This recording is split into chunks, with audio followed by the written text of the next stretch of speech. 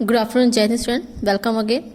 Now today we discuss about class 12 chapter 3rd US hegemony in world politics. It's your revision time. So we discuss our first topic in a short way. Firstly, beginning of the new world order. जैसे हम starting के chapter the end of popularity में read कर चुके हैं. जब second world war and हुआ, उस सेकेंड वर्ल्ड वॉर में 2 ग्रुप ऐड थे. एक ग्रुप था जिसमें ब्रिटेन, फ्रांस, यूएसए और यूएसएसआर, ये 4 कंट्रीज इन्वॉल्व थी. और जो सेकंड ग्रुप था जिसमें जर्मनी, जापान एंड इटली, ये 3 कंट्रीज इन्वॉल्व थी. जो सेकंड ग्रुप था जर्मनी, जापान, इटली, ये सेकंड वर्ल्ड वॉर के टाइम में पूरी तरह से ख़त्म हो गए. यानी इनकी जो हेजमनी थी, जो पावर थी, वो पूरी तरह से ख़त्म हो गई. ये पूरी तरह से हार गए. अब उसके बाद जो 4 कंट्रीज थी, ब्रिटेन, फ्रांस, यूएसए, यूएसएसआर, इसमें जो 2 कंट्रीज थी ब्रिटेन और फ्रांस, ये कहीं ना कहीं अपने आप में एक सुपर पावर बनना चाहती थी, इसलिए इस ग्रुप के साथ ज्वाइन हुई थी.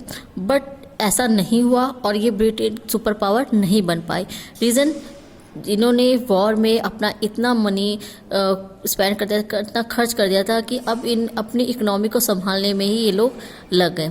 अब केवल वर्ल्ड के पास 2 मेन कंट्रीज रही, यूएसए एंड यूएसएसआर, और जो आफ्टर सेकेंड वर्ल्ड वॉर जो सबसे बड़ी सुपर पावर बन के आई.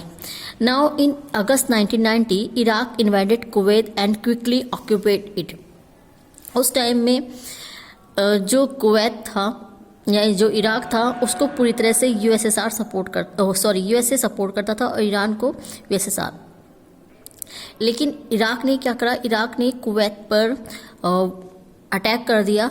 बट इस अटैक को तो ख़त्म करने के लिए, इस वॉर को फिनिश करने के लिए कुवैत ने यूएसए से बोला कि वो इराक को समझाए और इस जो वॉर है इसका एंड कर दे. After a series of diplomatic attempts failed a convincing of Iraq to quit its aggression. लेकिन जो इराक थे, इराक के जो उस टाइम पे प्रेसिडेंट थे सद्दाम हुसैन, उन्होंने यूएसए की बात को नहीं माना. और कहीं ना कहीं यूएसए को ये लगने लगा, उस टाइम में यूएसए के जो प्रेसिडेंट थे, the US president George W Bush, the emergence of a new world order, उस टाइम में बुश को ये लगने लगा कि उन्होंने कहीं ना कहीं जो उनकी डिग्निटी है उस पर वार किया है, उनके सम्मान को ठेस पहुंचाई है. और इसलिए बुश ने अमेरिका की इस रिस्पेक्ट को बनाए रखने के लिए, इस हेजमनी को बनाए रखने के लिए इराक पे अटैक कर दिया.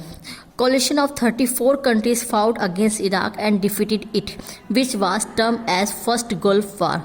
इसमें इस अटैक में इनके साथ कम से कम 34 कंट्रीज यूएसए के साथ ज्वाइन हो गई और उन सब ने मिल के इराक पे अटैक कर दिया. और इराक में उस टाइम सद्दाम हुसैन का रोल था और सद्दाम हुसैन का ये मानना था कि वो 34 कंट्रीज़ को हरा देंगे. बट ऐसा नहीं हुआ और इराक की बहुत बुरी हार हुई. इस वॉर को नेम दिया गया था first Gulf war.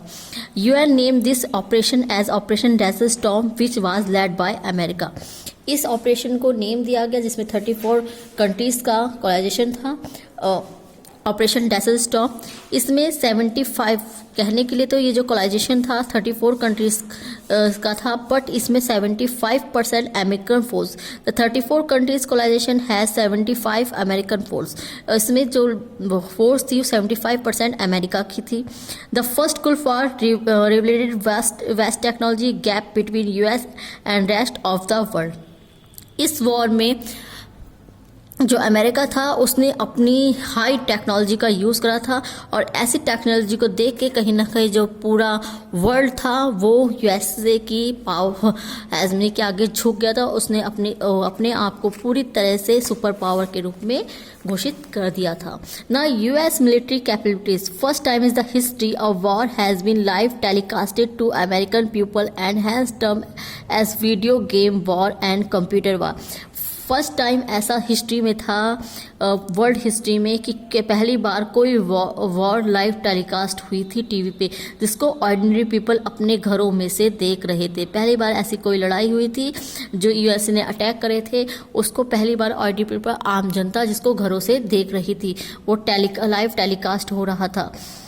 and America recovered more than what he spent on the war from the coalition countries. Hence, the wars generally being expensive, America managed to earn from it. उसके बाद कहीं ना कहीं जितनी भी अरेबियन कंट्रीज थी उनको इसके आगे झुकना पड़ा था, और इसके पीछे दूसरा रीज़न ऑयल रेफाइनरी भी था, जिसको हम एंड ऑफ वाइल्ड में भी रीड कर चुके हैं। ऑयल रेफाइनरी पे भी जो अमेरिका था वो अपना कब्जा बना चुका था। Now thank you student, in next video we discuss about the Clinton years. Thank you very much, जय हिंद।